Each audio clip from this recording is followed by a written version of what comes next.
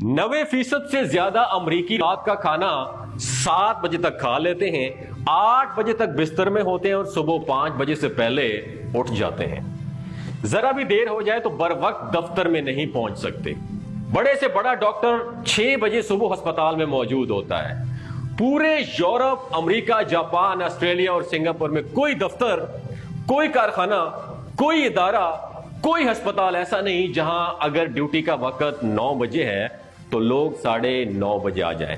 آج کل چین دنیا کی دوسری بڑی طاقت بن چکا ہے۔ پوری قوم صبح 6 سے 7 بجے کا ناشتہ، دوپہر 11:30 بجے لنچ اور شام 7 بجے تک ڈنر کر چکی ہوتی ہے۔ اللہ کی سنت کسی کے لیے نہیں بدلتی، اس کا کوئی ریلیٹو نہیں ہے، نہ اس نے کسی کو پیدا کیا ہے نہ کسی نے اس کو پیدا کیا ہے۔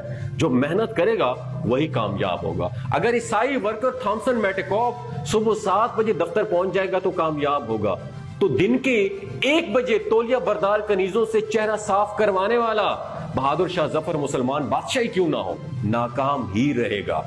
بدر میں فرشتے نصرت کے لیے اتارے گئے تھے، لیکن اس سے پہلے مسلمان پانی کے چشموں پر قبضہ کر چکے تھے، جو آسان کام نہیں تھا، اور خدا کے محبوب صلی اللہ علیہ وسلم رات بھر یا تو جنگی حکمت عملی پر غور کرتے رہے یا سجدے میں پڑے ہوئے تھے۔ حیرت ہے ان دانشوروں پر جو یہ کہہ کر قوم کو مزید بنگ اور افیون کھلا رہے ہیں کہ پاکستان 27ویں رمضان کو بنا تھا، کوئی اس کا بال بیگا نہیں کر سکتا۔ اگر سلطنت خداداد پاکستان اللہ کی تھی تو کیا سلطنت خداداد میسور ٹیپو سلطان کی جو سلطنت تھی، کیا وہ اللہ کی نہیں تھی؟ جس ملک کے ماشاءاللہ ووٹر ہماری طرح ذہنی غلام ہوں، پیر غنڈے ہوں، مولوی منافق ہوں، ڈاکٹر بے ایمان ہوں، سیاستدان اور پولیس ڈاکو ہوں، کچہری بیٹھک ہو، ججز بے اعتبار ہوں، وکیل بدماش ہوں، جرنیل بزدل ہوں، لکھاری خوشامدی ہوں، اداکار بھانڈ ہوں، ٹی وی چینل پر مسخرے دانشور ہوں، تاجر بے ایمان اور سود خور ہوں، دکاندار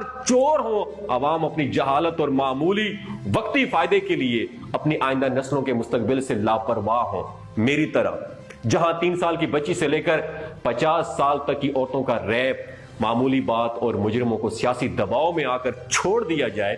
اسلام آباد مرکزی حکومت کے دفاتر ہیں یا صوبوں کے دفاتر یا نیم سرکاری ادارے، ہر جگہ لال قلعہ کی طرز زندگی کا دور دورہ ہے۔ کتنے وزیر، کتنے سیکرٹری، کتنے انجینئر، کتنے ڈاکٹر، کتنے پولیس افسر، کتنے ڈی سی، کتنے کلرک 8 بجے ڈیوٹی پر موجود ہوتے ہیں۔ میرا آپ لوگوں سے سوال ہے، جواب دیجئے، آپ پاکستان کے عوام ہیں، کیا اس قوم کو تباہ و برباد ہونے سے دنیا کی کوئی طاقت بچا سکتی ہے؟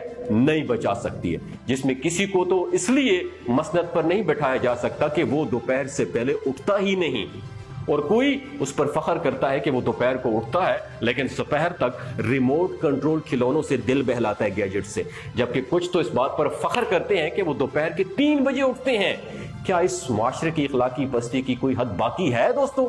جواب دیں مجھے، کوئی ہے کوئی حد باقی؟ نہیں ہے۔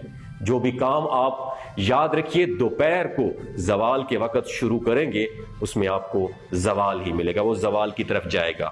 ہمارا سب سے بڑا المیہ یہ کہ ہم زوال کے وقت اٹھتے ہیں، زوال کے وقت کام شروع کرتے ہیں۔ کبھی بھی اس میں برکت اور ترقی نہیں ہوگی، اور یہ مت سوچا کریں گے کہ میں صبح اٹھ کر کام پہ چلا جاؤں گا تو اس وقت لوگ سو رہے ہوں گے، میرے پاس کوئی کلائنٹ، کوئی کسٹمر نہیں آئے گا، میرے پاس گاہک کدھر سے آئے گا؟ تو گاہک اور رزق رب تعالی خود بھیجتا ہے آپ کے پاس۔ وطن عزیز کی بقا اور اپنی ترقی کی خاطر اس پبلک ویلفیئر میسج کو اپنے حلقہ احباب کے گروپس میں ضرور پھیلائیں تاکہ اس سے عمومی رویے کے بارے میں سبق حاصل کیا جائے۔